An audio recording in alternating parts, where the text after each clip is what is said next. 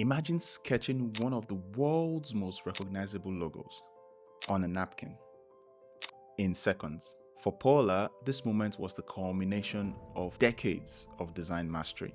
She didn't just design logos, she changed the way we see brands, cities, and even culture itself. This is the story of Paula Scher, the rebel who turned typography into art.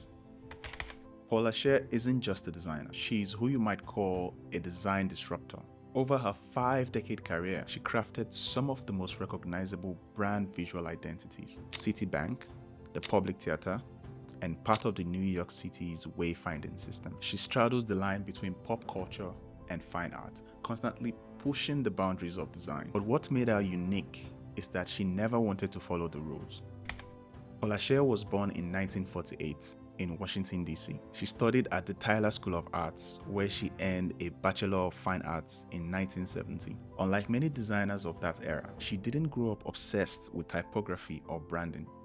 In fact, she initially wanted to become a painter, but life had other plans. After college, she moved to New York City and started working as a layout artist. Soon after, in 1972, she was hired by CBS Records in the advertising and promotions department. That was when her career really took off. At CBS, she designed over 150 album covers a year, some of which became iconic. While most designers stuck to a clean, structured layout, Paula went in a different direction. She experimented with bold typography, hand-drawn elements, and a punk rock aesthetic. But there was one thing she couldn't stand: Helvetica. While the rest of the design world was obsessed with this clean and modern typeface, Paula found it boring.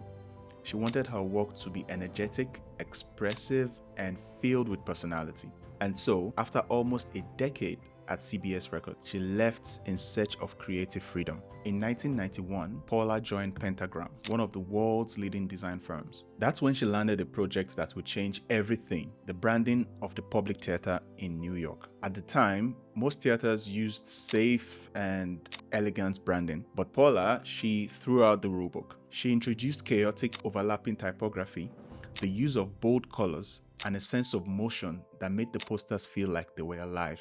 The impact was massive. Her work for the Public Theater didn't just redefine theater marketing, it changed graphic design itself. Suddenly, brands everywhere wanted to capture the same dynamic, expressive energy. Paula has set a new standard. Paula Scher's most famous moment came in 1998. Citicorp was merging with Travelers Group, and they needed a new logo. So Paula walks into a meeting with Citicorp executives. She listens to their ideas, picks up a napkin, and sketches a logo in seconds. What she drew became the Citibank logo, a simple word mark with an arc over the T symbolizing an umbrella. The executives were shocked. How can a billion-dollar logo be designed in just seconds? Paula responded, "It took a few seconds to draw it, but it took me 34 years to learn how to draw it in seconds." It wasn't just a quick sketch, it was decades of experience distilled into one perfect design. Beyond logos, Paula Scher's other passion was maps. She creates massive hand-painted maps, sometimes taking months or even years to complete. But these are not just decorative. For Paula, design is storytelling. Every letter, every line, every color, they all carry meaning. Just like our graphic design work, our maps aren't about precision. They're about expression, emotion, history, and human experience. So why am I talking about Paula Scher? Because she proved that design isn't just about making things look good. It is about making people feel something. From album covers to logos, from theaters to city streets. She didn't just design graphics.